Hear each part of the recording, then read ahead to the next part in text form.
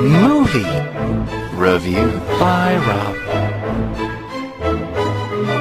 Hey guys, been a week or so and I wanted to keep up with the reviews, and I did see two films this week that did start yesterday. Today is now Saturday the 20th. They started yesterday the 19th.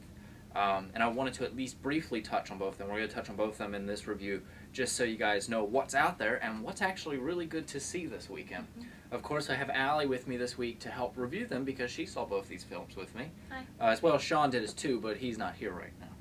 So, moving forward, the first film we saw this week at a screener was 127 Hours, which is the story of Aron Ralston. Back in 2003, he was an adventurer, an explorer kind of. He would go out and he would bike ride, and mountain hike, and cave search, and climb mountains, and he was just all around do-it-yourself, like, adventure type person that we all aspire to be, but probably aren't.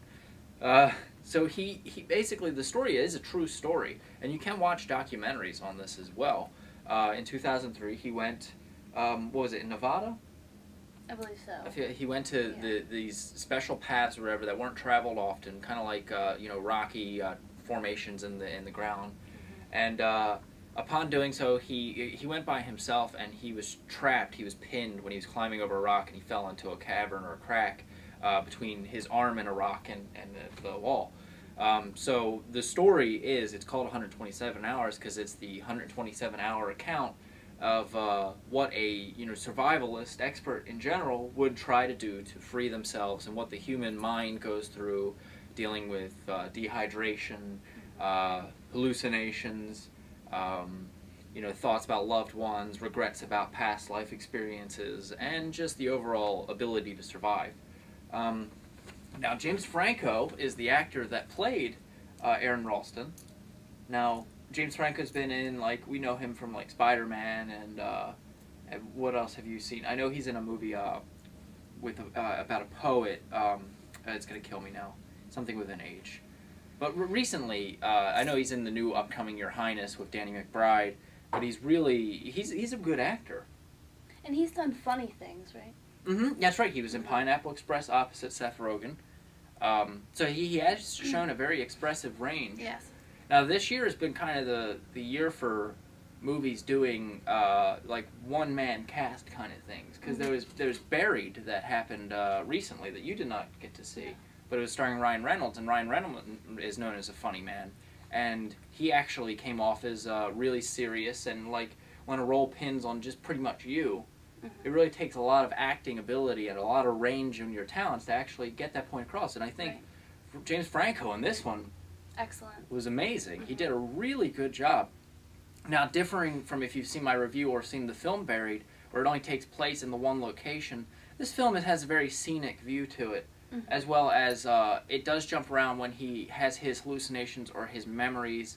It does go back and have flashbacks. Now, they're very few and far between, but it does break it up a little bit from the one area location. And I have to say, on a side note, the scenery in this film and the directing of photography and all is just amazing. The colors and the picture and the style edited to the music and all. Now, I heard some old people in the audience complain that the music was a bit loud.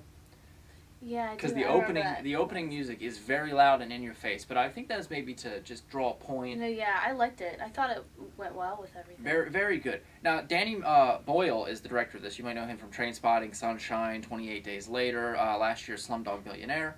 So I think once again he has a really good film on his hands. Whether it's Best Picture worthy, I don't know. Because people usually like things of grand scale for their best pictures. This, I think, it feels kind of smaller scale because it's only one actor, but in no means does that take away from it. I definitely recommend this film. And if you haven't seen it, I know it's not in a lot of mainstream films, check out your limited area theater films, but definitely see it now if you can. And if you can't, wait till DVD, but I definitely suggest seeing it. Because it's not everywhere. Yeah, I would say this is about a 4 to 4.5 out of 5. Definitely would like to see it again. It is a little gruesome near the end if you know the whole story. I don't want to give it away, but look into the documentaries and all. And then you'll see maybe what part might be gruesome and a little hard to see for some people, because in the Sundance, when it was screened, some people were vomiting and fainting or whatever. I think they just have weak stomachs. Yeah. You can look away, but check it out. Your overall review? 4.5 out of 5.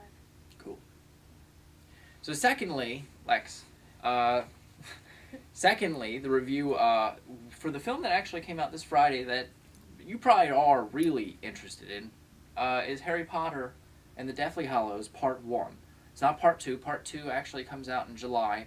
Part 1, do I really need to go through all of the... David Yates is the director, same one that did the last one, the Half-Blood Prince. Daniel Radcliffe, Emma... what's her name? Yeah, Emma. Emma Watson? Something, yeah. No. Something with R? No. No. I always Well, forget. I think we all know them, though. We all know them. Yeah. But now I'm going to get 10 comments telling me who she is. Yeah, And, true. and that's True. wonderful. But, anyway, the film itself starts off... Watson, I think you're right. I don't know. I might Here, be. give it to me. I'm not worried about it. Okay. But, the film itself starts off... You know how the other ones kind of felt very family film? And they started off with like little orchestra. One thing about the Harry Potter films is every single one, the music gets darker and darker and darker. And this one, I don't even think it started off with any real music. It was just like a...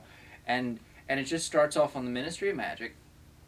And it establishes where we are in the series. It basically takes place directly after, the Half-Blood Prince. Now, I had a lot of problems with the Half-Blood Prince.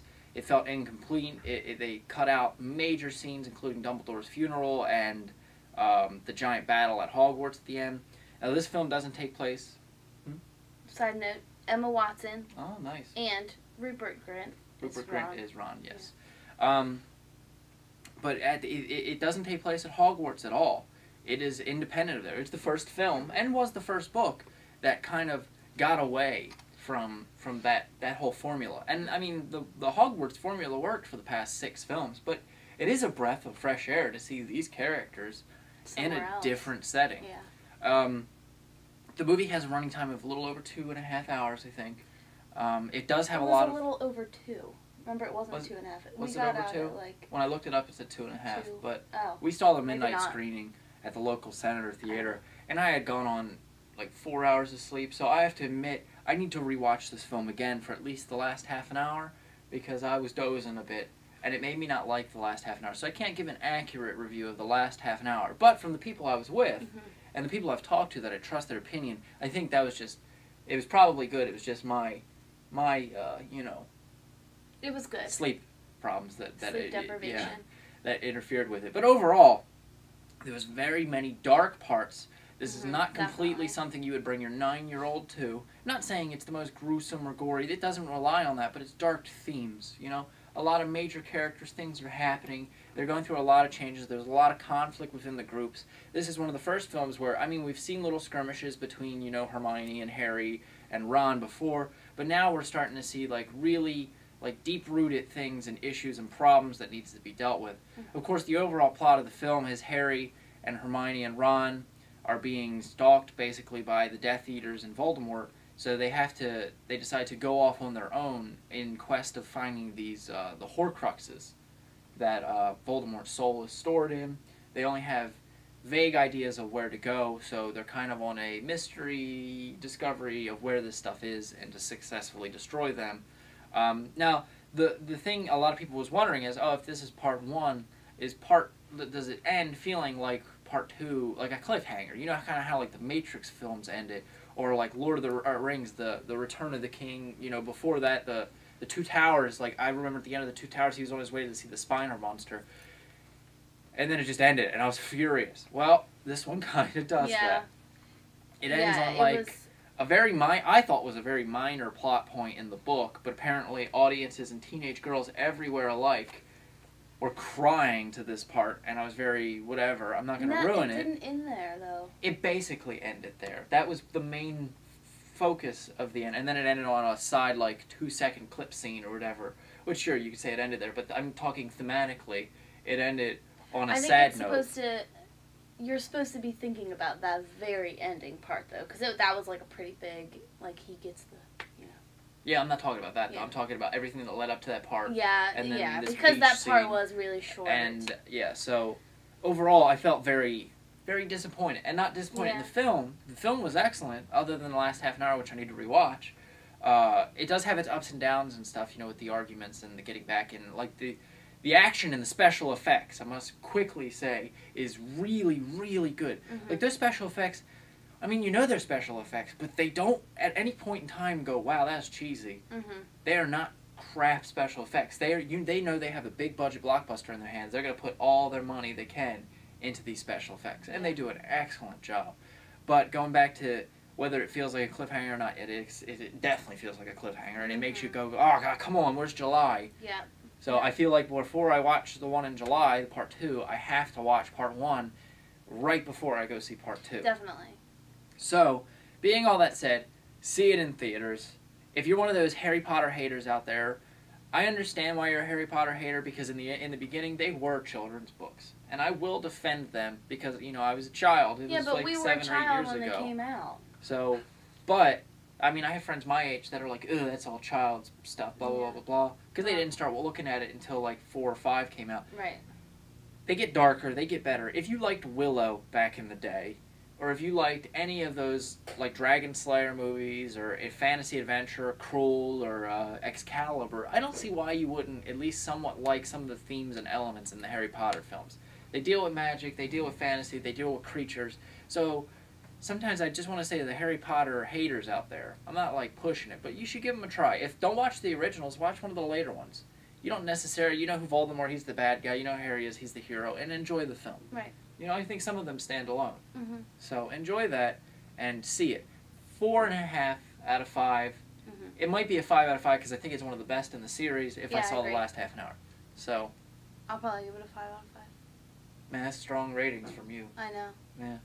So, that's I our love opinions Harry Potter, though. of 127 Hours and Harry Potter and the Deathly Hallows Part 1. So check them both out. Both 2 excellent choices to see this weekend, the weekend of the 19th, 20th, and 21st of November. Like I said, Harry Potter is in theaters near you now, and 127 Hours is in limited theaters, so track it down if you can. Till next week. See you later, guys.